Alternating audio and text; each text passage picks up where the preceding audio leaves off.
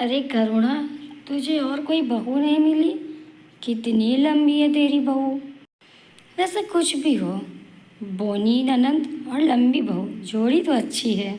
ये कहकर दोनों मजाक उड़ाते हुए हंसने लगती हैं। करुणा हर बात का जवाब सिर्फ एक ही देती थी। अरे सरला, ये सब मेरे ही कर्मों का फल है जो मुझे मिल रहा है।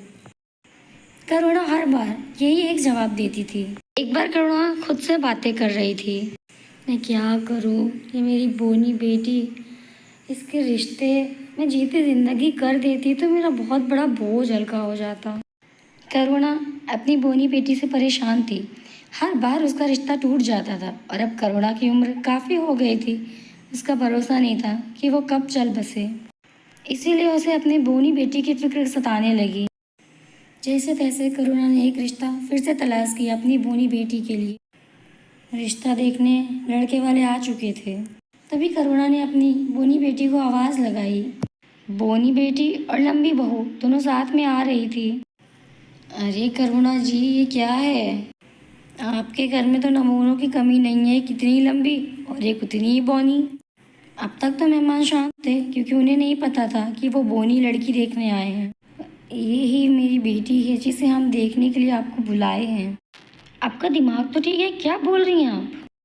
इस छोटी बच्ची से हम शादी करेंगे अपने बेटी की? तो हमें उससे क्या मतलब है?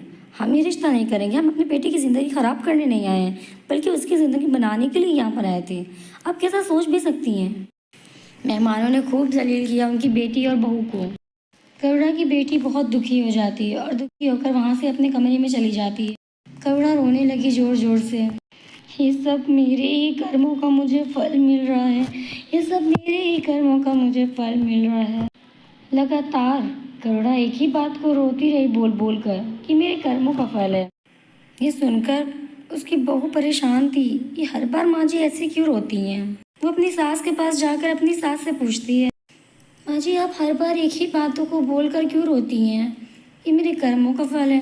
माँ जी कौन से कर्मों की आप बात करती हैं? बहू, आज से 20 साल पहले। अरे शीतल, ये तेरी बेटी है या खिलौना? ये कितनी छोटी है। अरे ये तेरी बेटी कैसे दिखती है? अरे कविता, ये तेरी बेटी इतनी लंबी क्यों है? करुणा तो इतना मजाक बनाती है हम लोगों का, कहीं तुझे भी ऐसा ही कुछ ना मिले। और फिर मुझे ऊपर वाले ने ज्योति जैसी बोनी बेटी और तुम्हारी जैसी लंबी बहू दी कि आज लोग मेरा मजाक बनाते हैं। लेकिन बहू, इसकी जिम्मेदार मैं हूँ। मैंने लोगों के बहुत दिल दुखाए और आज मुझे उसी का फल मिल रहा है। सब मेरे कर्मों का फल है। दोस्तों, हमें किसी का मजाक नहीं बनाना चाहिए। कब किसके दिल को कितनी ठेस पहुँच जाए और वो हमारे साथ भी हो जाए, ये नहीं पता होता हमें। लंबा बोना गोरा काला, ये सब कुछ नहीं होता। ऊपर वाला जिसे चाहे जो कमी दे दे और जिसे चाहे वो खूबी दे दे। हर इंसान के साथ खूबी के साथ बुराइयां भी है।